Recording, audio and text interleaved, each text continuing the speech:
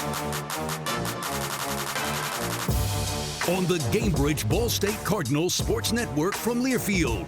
Welcome to This Week in Ball State Sports, a Ball State athletics podcast, highlighting the Cardinals athletic teams and administration each week, presented by Gamebridge. Here's the voice of the Cardinals, your host, Mick Tidrow.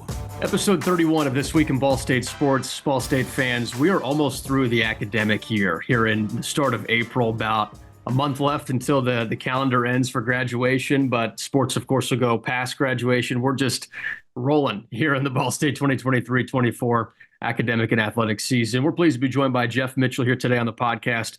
Jeff, let's go review Mir just a little bit, because one Ball State Day happened, and it was a pretty epic day for not only the university, but for the athletics department.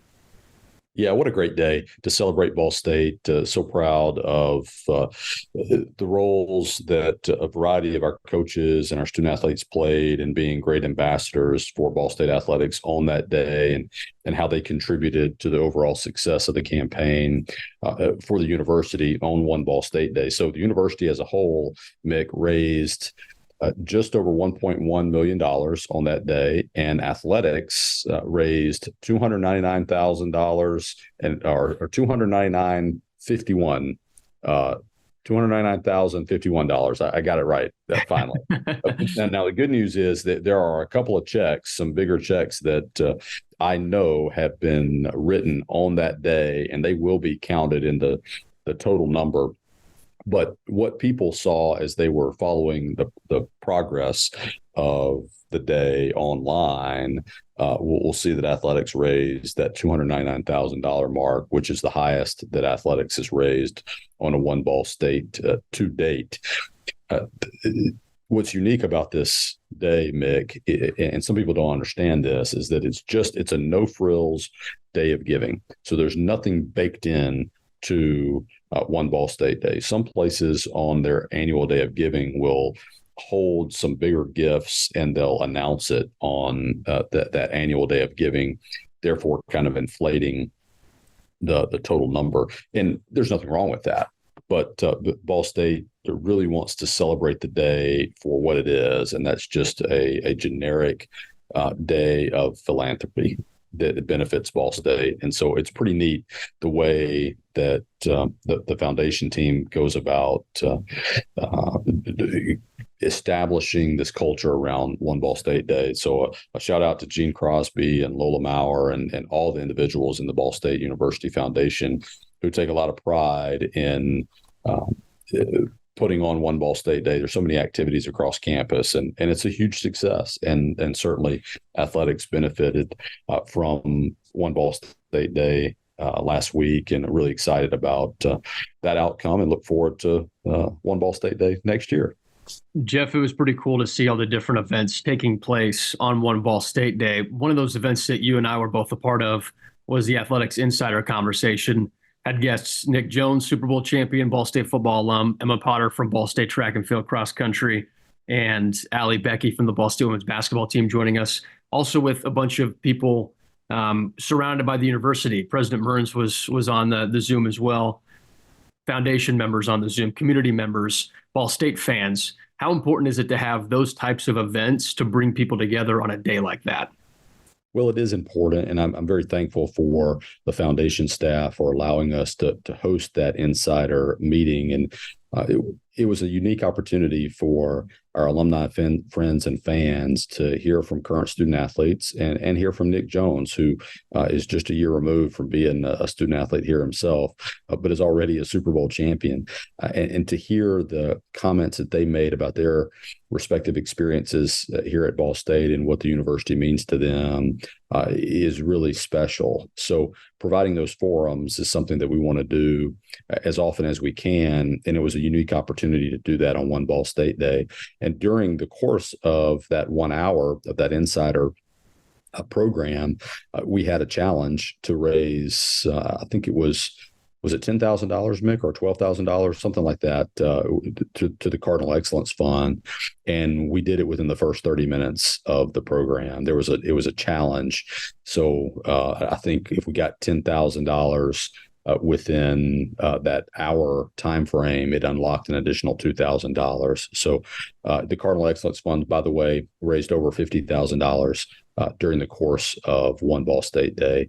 The leading sport this year was football, that raised over $72,000. Men's golf had a great day as well, raising over $40,000. So a lot of our teams benefited from One Ball State Day, but sharing the Ball State experience with our student athletes and hearing from them about what the university means to them, and that insider forum was really meaningful for me. And to hear about Nick Jones and his desire to hear from Nick and hear about his desire to give back to the university and to continue to be a mentor of our young student athletes here is awesome. And we appreciate him and taking the time to join us on that call. And Mick, thank you for leading that call as the host. And we can't go any further in this conversation without also talking about the Dash and Splash event that was held on Day. Mick, you were the athletics representative are in that competition, and you had two goals. Two goals, pretty simple. One was to win your heat, and the other was to not fall off the duck in the pool. And for those that are listening this week, I am pleased to report that Mick did not fall off the duck, and he did win his heat. So, Mick, congratulations on that winning effort. I appreciate that, Jeff. And it was impressive because there were a lot of people there with the not water guns, but kind of whatever those were. I'm trying to find the best way to describe what those were. But I appreciate your efforts in distracting my competition as well. That was a big part of the victory. I thought it worked really well. And there was a couple of errant sprays, I think, that got you. But Mick, at that point, the race was well in hand. And I was just hoping that you didn't fall off the duck, in the last couple of meters of the race. And you didn't. So that's how it ended. So congrats. Thank you. It was close. There was one point before I got to the end and had to turn around that I felt like there was a chance I would go under. So I'm glad that it didn't happen and we stayed on the duck. Jeff, there's a lot of fun things happening in Ball State athletics right now. One of them being right off the top, Ball State men's volleyball, another regular season MIVA championship. Clinched that this week. They have been a part of a championship each of the last 3 years in that regard. This is a team that's going in with the momentum into the MIVA tournament. They're the number 1 seed. What an excellent way for them to finish off the regular season. Yeah, really excited for that program. And, we've talked about volleyball or the men's volleyball program in particular this spring as we've chronicled the season. And, I think we've talked about pretty consistently that it was a team that was going to get on track and was going to play a connected brand of volleyball, and that they had a real chance to do something special within the league again this year. And that has come to fruition. So they clinched at least a share of the championship on Thursday night. And then just won it outright with a thrilling win on Saturday. So they go into the championship tournament as the number 1 seed, as you mentioned. We will host Queens in a quarterfinal match on Saturday at 7 p.m. And when we win that one, Mick, then we will host the semifinals and the championship game right here in Worthing. So what an awesome environment that will be over the next couple of weekends as we host that and celebrate the continued success and the legacy of volleyball on our campus, both men's and women's. But certainly right now, with it being men's volleyball season, we're excited about the MIVA championships and continuing to celebrate Coach Cruz and his staff and our wonderfully talented student athletes that comprise that team. They're fun to watch, and I'm looking forward to this weekend as we host that quarterfinal match against Queens. Yeah, Jeff, you mentioned the changes that are taking place in the MIVA tournament run this year with 9 teams now added into the mix. The top 8 make it, and it's straight through 1 versus 8, 2 versus 7, and so on for the quarterfinals at the higher seed. But then, like you said, The change now is whoever is the top seed after that first round then hosts the semifinals and the championship. So Ball State would be in line to host both those final rounds with a win Saturday against Queens. Looking at some other championship performances across Ball State sports, really cool to see gymnastics compete in an NCAA regional again. Had both the team take on Illinois and then individuals compete there too, Jeff. Yeah, Joanna Salim and that talented team of women's gymnastics are they're tremendous ambassadors for Ball State. And they work hard and they perform so well. They've had a tremendous season, and it was rewarded with yet another conference championship, their second consecutive one, and then second straight appearance in an NCAA regional. And they got to do that just up the road in Ann Arbor at the University of Michigan.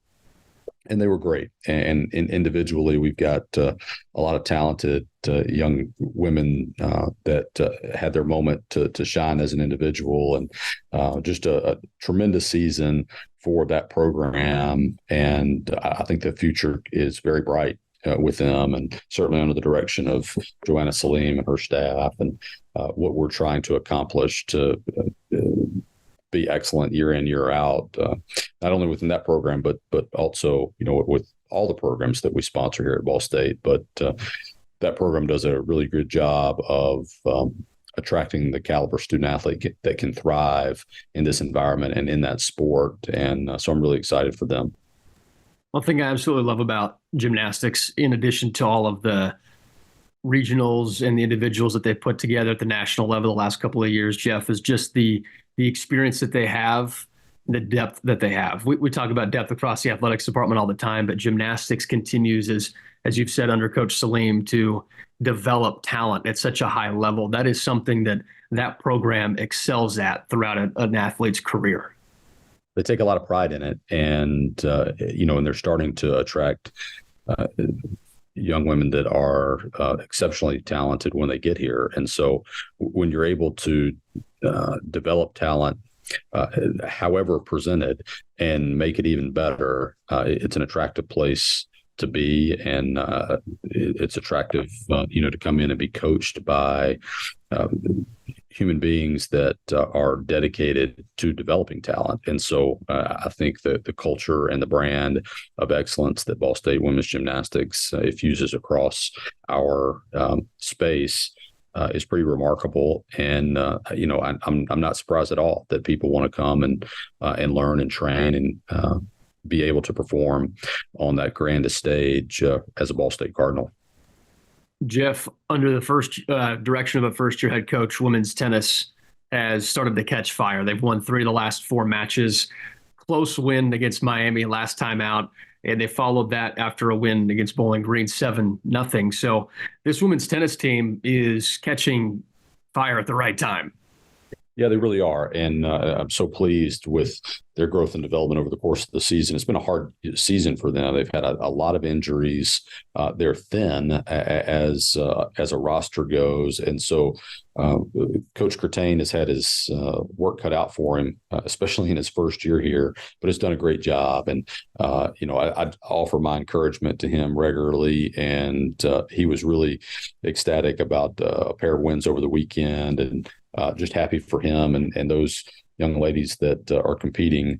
And he tells me all the time how resilient they are in their competitiveness. And, I see it, and that, they're being rewarded for that tenacity. And so, as we come down to the last few matches of the regular season and go into the tournament, you never know what might happen. And certainly proud of them and the level of dedication and resilience that they've displayed over the course of this season. They have 4-2 in the Mid-American Conference. They have 4 matches left. So they'll go to Buffalo, home against Western Michigan, at NIU, and then at home against Toledo between now and April 21st to wrap up the regular season. Then the MAC tournament is in Toledo on April 26th and 27th for women's tennis. All right, Jeff, looking at Ball State baseball, last 2 weekends, they've been able to right the ship, sweep against Ohio, took 2 of 3 on the road against a very tough Miami team that was just ahead of them in the standings. Ball State baseball starting to get their wings underneath them too. Yeah, a really important stretch the last couple of weeks. The Ball State has won 8 of their last 9 games. They won 8 in a row leading into this Sunday's game at Miami. They dropped that contest, but they won the series, and now they've won 2 consecutive series and won 5 of their last 6 in conference play. So they're climbing the standings right now. If the tournament were to start today, we'd be on the outside looking in. The top 6 teams go to the conference tournament. But I do think as we are halfway through our conference schedule now, the last 15 games coming up, I like our chances as we are playing much better. Like women's tennis, we've been dealing with some injuries on the baseball side as well. And, Coach Maloney has mentioned the last couple of weeks, we just got to weather the storm. And then I think we can be in a position to make a run. And they've done just that. And I think the guys are excited about this stretch run here in the back half of the season. So look forward to watching them play and compete and continue to climb those standings in the Mid-American Conference. Really cool weekend coming up because there's a baseball series, there's a softball series, and then also the We Fly Track and Field Challenge, Jeff, a chance for our athletes to compete at home. Yeah, it's fun. I think our student athletes on the track side are excited to compete in Muncie, and we look forward to watching them do their track events and the field events. They're a fun team to follow and have had some success not only in the indoor season, but certainly on the outdoor season as well.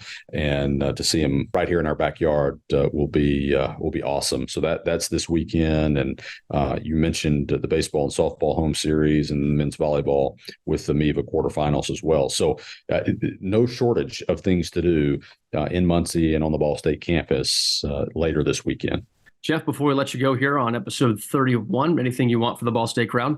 Well, just a note of gratitude to our listeners, many of whom no doubt contributed to athletics or the university in general to a cause special to them on One Ball State Day. We can't thank you enough for that level of generosity, that level of engagement. We really appreciate and thrive off that encouragement. And we look forward to continuing to provide teams that are easy to cheer for and that will make you proud. And one way of doing that is to help support us in that way. So it's just a note of gratitude today on our podcast, Mick. Well, Jeff, we appreciate you today, every day, and let's have a great week and a fun stretch last month of the academic athletics year. Well, Mick, thank you so much. Go Cards. Sometimes it's not the moment. It's the moment before the moment. The moment you make a choice. The moment you take control. The moment only you can own. Gainbridge lets you invest on your terms. So you're not only in charge of this moment, but all the moments to come. Start investing now at Gainbridge.io. Cardinal fans, it's episode 31 of This Week in Ball State Sports. So we're nearing the end of the semester, but we still have a lot of baseball season left. And baseball head coach Rich Maloney joins us here on this week's show. Coach, appreciate you joining us as always, and great work from Ball State baseball the last couple of weeks. Yeah, we've been fighting back is a good way to say it. We started the season off strong with 11-6 record, and then we hit the Mid-American Conference, and we had some injuries, and we didn't play well for 2 weeks. I mean, we really struggled about 2.5 weeks where we were we hit a bad tailspin we hadn't seen in the first 17 games, and then we just hit a funk, and it was a team-wide funk, like in all areas of the game. And we had a few opportunities that we missed on where we had opportunities to win a couple of those games that we didn't, and therefore put us in a very precarious position. We were 1-7. And I told the boys, I said, hey, with teams, when you find yourself in a bind like we were in, I said, you're either going to fight your way through it and grow stronger from it, or some teams, they just die. Like the pressure of that kills them. So what we did is actually put more pressure on the kids, meaning, hey, our backs are against the wall. Here's the deal. And I think we have so many new players that some of them haven't experienced. Maybe they haven't been in programs that have a high standard or a lot of success, which puts added pressure to a new player who hasn't been through the grind of winning and losing tough games, like some of the other guys that have been in the program before. So therefore, I didn't know how that was going to totally shake down, but I was real proud of our guys in the last couple of weeks because they fought back when their back was against the wall and really showed great character because we won 8 in a row until yesterday. And that was, we climbed a mountain to get back into the playoff race, which says a lot about these guys and, gives us hope because, like I say, they could have died and they didn't. They stayed together. They grew together. And they played some pretty good baseball over the last couple of weeks, even though we're still fighting some injuries and we're going to get more guys back, but we haven't had our regular lineup for quite a while. Coach, you talk about putting some added pressure on the guys, backs up against the wall. What are those conversations like to help jumpstart them and, yes, apply the pressure, but do it in a way that they can respond to positively? Well, I think you got to learn to play in pressure anyhow, because if you're going to be a team that's, we've won the last couple championships. We've been able to get rings the last 2 years, and there's pressure, man. These games are pressure. They're going to be pressure. You gotta embrace it. A lot of people will run from it like, oh, I don't want to put. The reality is, man, if you're going to win, you're going to have pressure games. It kind of like, just for example, the first 2 games in the Miami series, we win 3-2, and then we win 2-0. Some great pitching performances that we had to have because they shut us down hitting wise, and hitting's contagious. It can go one way or the other, and it just didn't go our way this weekend. So we had to rely on pitching and defense, and the guys answered the bell, but those were pressure. I mean, you had to finish those games, man, on the road and win them when the other team could snap them from you, snake it from you, just like Toledo did in game 2 against us. We had a lead and we relinquished it. So, I think you got to embrace pressure. You got to thrive on it. And I think you got to face it head on. It is just the way it is. You got to learn to play in that. And then the pressure either motivates you or it can crumble you if you don't have a lot of confidence. So that was the challenge for these guys. And to their credit, they handled that well. Now, we're certainly not out of the woods by no means. But the truth of the matter is, I kept telling the guys, I said, you have more wins than any team in the MAC. And that was even when we were in our tailspin, we still had more wins.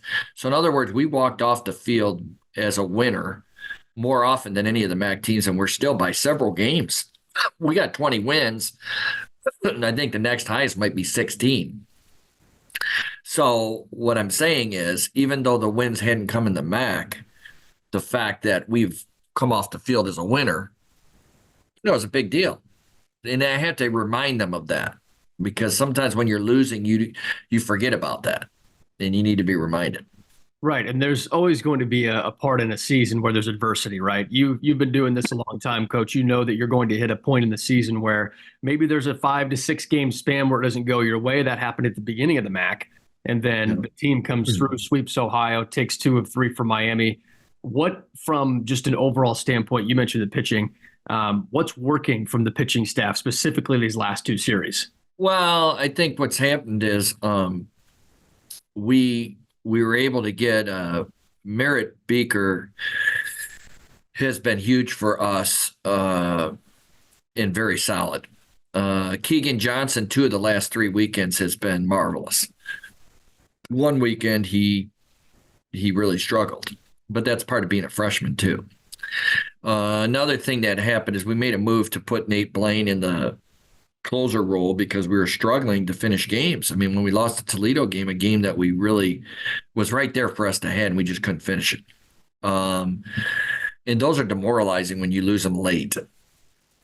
So having somebody in the back end is just critically important if you're going to try to win any kind of championship. So with that being said, Nate got us the save when we had to have it, but we only got 2 innings out of him. Now, it's made it tough because then you got to find other innings, because normally he's a bull, and he would give us 6 innings pretty much every week.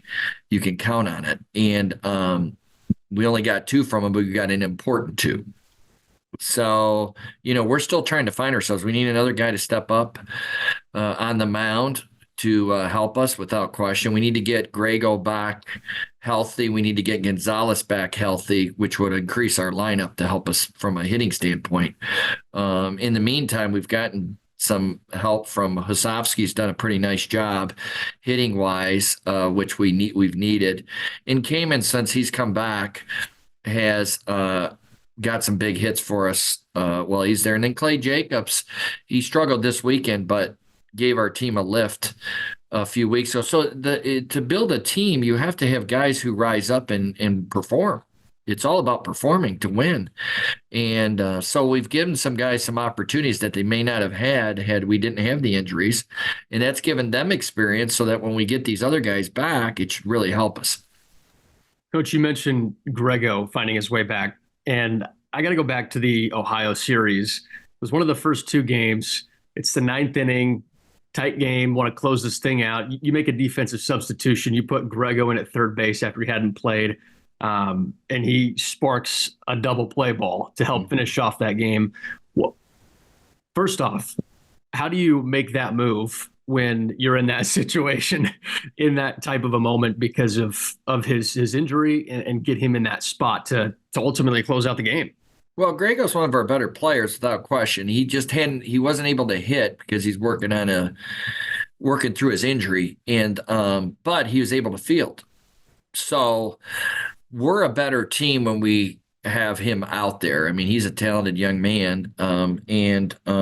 So anyway, it was just, he was available to field. I said, oh my gosh, Grego's available to field. What are we doing? I need to put him in the game right now. And lo and behold, they hit the ball to him and he makes the play and turns the double play. We win the game. So sometimes it works that way. Sometimes it doesn't. But you always want to have your best guys on the field whenever possible and put them in situations where they can succeed and help the team.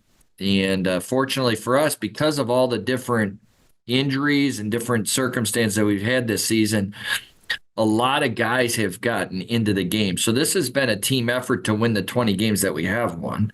It's been a team effort to get back into the playoff hunt when we were really down, because it's taken a lot of guys and some guys who wouldn't have probably seen as much time, been thrust into the action and had to help us along the way, which should make our team stronger. Just like I said, when we were 1-7, I told you if we could survive the storm, we'd be a better team for it. And the guys have survived that first part of it with that 8-game winning streak. Now we've got to, we got to get healthy and we've got to keep playing hard, because every weekend's a challenge. And this thing's, you got to find your way into the playoffs, and in the playoffs, you got to hope you peak. Rich, there's the two lefty starters. You mentioned them both, Keegan and Merritt. Last couple of starts, for the most part, outside the one you mentioned with Keegan against Ohio, but the last few weeks they've been fantastic. What are you seeing from those two specifically? Well, they're pounding the zone with a number of pitches, and they both have swing and miss stuff. When you create a lot of swing and miss, you got a chance to beat most teams. And Merritt certainly proved that tremendously. And then these, like I said, the last two of the last three outings, Keegan has done the same thing. And what to have two guys like that, I mean, two quality arms, really good arms. So that's a real positive. And that's why I think Nate, being the bully, is when we put him into the closer role, is going to be significant, because we could use Nate in that role. And if he doesn't pitch much, we could also get more innings from him on Sunday. So he can help us a couple ways. I did that with John Baker, and I did that with Zach Plezak. I think Nate for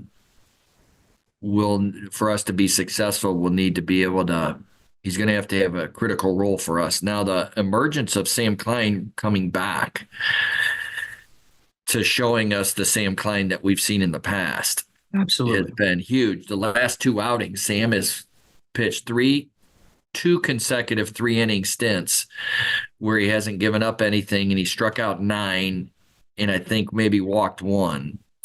He's been very, very impressive. In Sam's created swing and miss, which to me is huge in the closer role.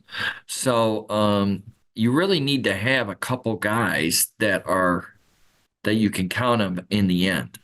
So I feel good about that. What we're going to need is we need someone to rise up and take over. We need to get Logan Scholfer. Hopefully we can get him back. He's been out for a little bit, a couple of weeks now. And hopefully he can come back here healthy and he could help us. And I'm still always been high on Jacob Hartleb, and he's just a consistency with a out pitch away from being a really good pitcher. So we're working diligently on that. He's trying super hard, but we believe in him, and we think eventually, hopefully he'll figure it out. And if he does, then that would really, really help our team. Rich, it can be a specific play, it can be a specific moment, but during this resurgence from your program the last couple of weeks, what has impressed you the most? I just think the team staying the course, because, I mean, it was painful. I mean, we had the worst loss in my career, in a humiliating loss at home to Bowling Green, who's been off to, they're playing great baseball. But I mean, we got humiliated, and that hurt us all. I mean, that was painful.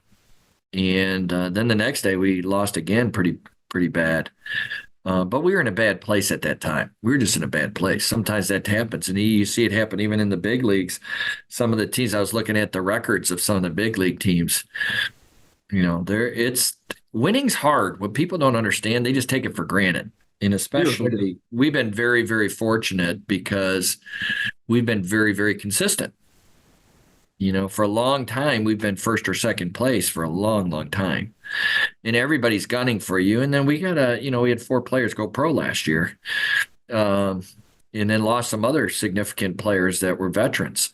So, that was a lot to replace. With that being said, I feel like we could be a really good team. I think our team's shown that at times. So I like this team. I just think we got to hit our stride at the right time. I think we got to continue to survive and find our way in the mix. And if we get into the mix, and then hopefully we peak at the time. But you got to get in. I've always said this: there's no guarantee in getting in playoffs. We've kind of been spoiled because we've been regulars, but everybody's gunning for you, and we're getting the best of every team that we play. Mm-hmm. And so that makes it even harder. But it also can make you better. It can make you better because you're going to bring your A game every time. So anyway, I think we got a good group. I think I'm proud of the guys for how they fought back, and we're still climbing that mountain. And I think and I told them too, you're writing a story. I mean, you were 1-7, and you're writing your story. What do you want your story to end up like at the end of the year? And that's what we're trying to do, make that a good story. Rich, you mentioned pro baseball right now. It's cool to see all of the Ball State baseball alums who are participating in all different levels of pro baseball right now. It's a cool time. Mm-hmm. Yeah, it's one of the staples of our program is we've had so many kids come here undrafted and end up being draft picks, and many of them being really good draft picks, and several of them making the big leagues, which is, a humbling thing for me as a coach, and certainly for our program. So I mean, it's been fun to watch their growth, and I feel like there's several of them going to make the big leagues in the next coming years. And that's very, very pleasing. I mean, it's great for the young person who accomplishes their dream. It's great for our program that, hopefully in some small way we played a part in their development, both as players, but hopefully as young men growing into men. And because the grind of baseball, especially at that level, is so, so hard. People don't realize just how difficult it is, the grind of baseball. We talk about it a lot in our program, and college is a grind, but it's nothing like pro baseball. Pro baseball's grind. I mean, when you play 162 games, you got spring training before that, playing another 10, 12, 14 games. Then if you make the playoffs, you're playing like 180 games, 200 games. And people don't understand the wear and tear and the mental fatigue and physical fatigue that can cause. So it takes a special person that has to be seasoned, has to learn to go through the grind and grind through things. And these kind of moments, like in our program right now, where we had to fight through, is a development of a young person.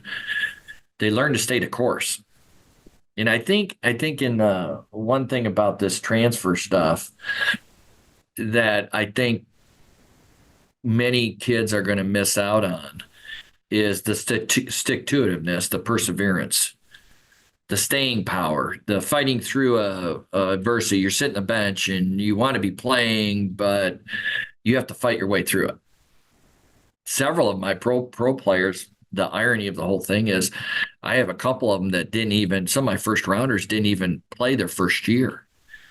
Now, today's day and age, that happens, somebody leaves. It's greener on the other side, whereas these guys fought through it. I think it made him better for it. Just like I was saying, if you survived a 1-7 start, I think you're going to be better off for it. It's painful. Right. It hurts. Nobody wants to go through it. But if you survive it, you learn that, hey, man, you can grind it out. You can grow from it. You can become stronger. I think with the transfer stuff, we're missing a component of our athletes that I think can really affect their outcome in the long term. Because I think you got to go through those pains to become what you're supposed to be. Like to become elite, you got to go through the fire, man. And I think sometimes people think it's greener on the other side. It's not.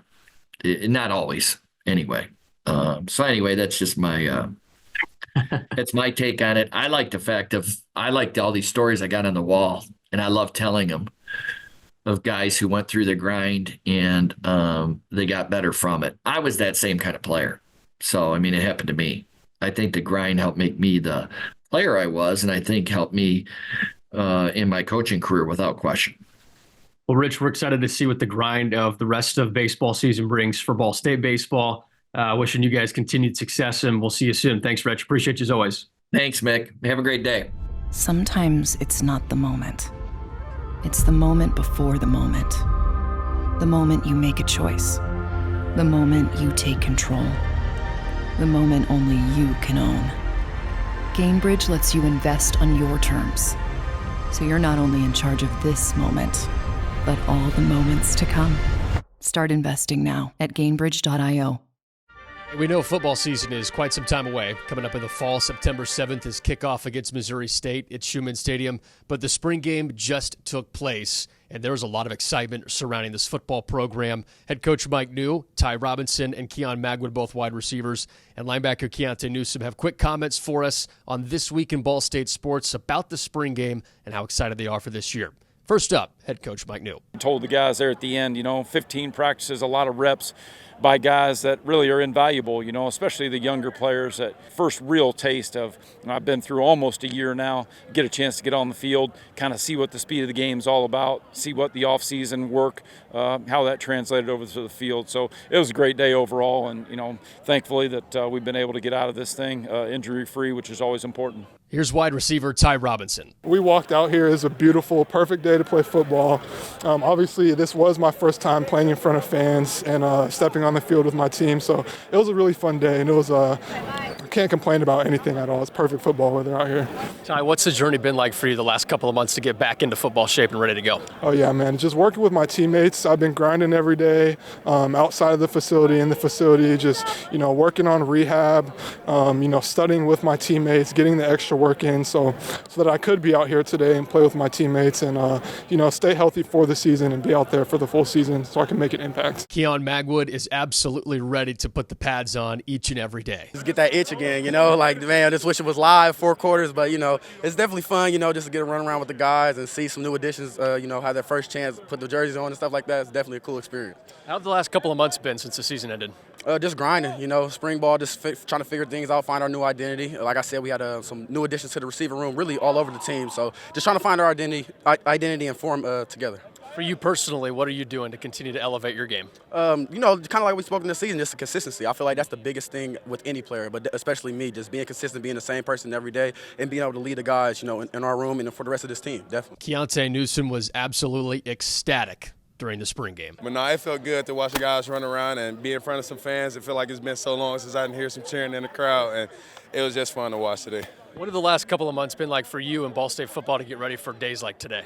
We're just grinding right now, just keeping our head down at work. We're trying to get rid of that little stuff that we had lingering on during the season last year so we can win some games for y'all this year. Hey, we saw the defense flying around today at the spring game. How would you describe the defense? Hey, we learned a new defense. We're also going to execute that new defense, too. It's going to be fun to watch. We're going to be a scary defense to play against next year. How are you seeing all the newcomers come together mixed in with the returners? Oh, they fitting right in. We all a brotherhood, and that's what I like with this whole program. Like, no matter where you come from, how old you are, we're going to treat you like family regardless. Hey, Keionté, you can't wipe that smile off your face. Like, why? I'm just so happy, man. God's great, my life great. It can't ask for too much more. Thanks for listening to This Week in Ball State Sports, presented by Gamebridge. The preceding has been a Learfield presentation on the Gamebridge Ball State Cardinals Sports Network.